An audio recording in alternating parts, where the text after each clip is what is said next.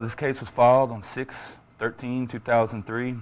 We shouldn't be afraid to believe that good people, sometimes make mistakes. I was charged with manufacturing and delivering controlled substance between 1 to 4 grams. They were justifiably prosecuted. It is a second-degree felony here in the state of Texas. That doesn't mean that they don't have worth as people.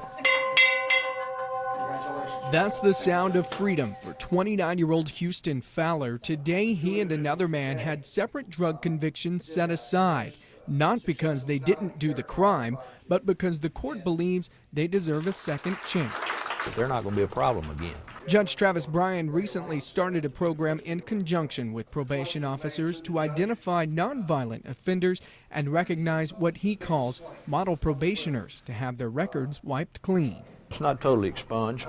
These convictions can be used against people if they violate the law again. The idea is to help parolees get housing and jobs and become productive citizens. Courts do need to be careful. Dr. Philip Lyons is with Sam Houston State's Criminal Justice Department. He says if done right, these programs can be successful. In general, the people who are under this kind of supervision do better than people who serve time in prison and then are simply released out into the community. 8 years after his conviction, Fowler says the new program gives him a chance to move on. He's now a manager and an auto technician at a local business.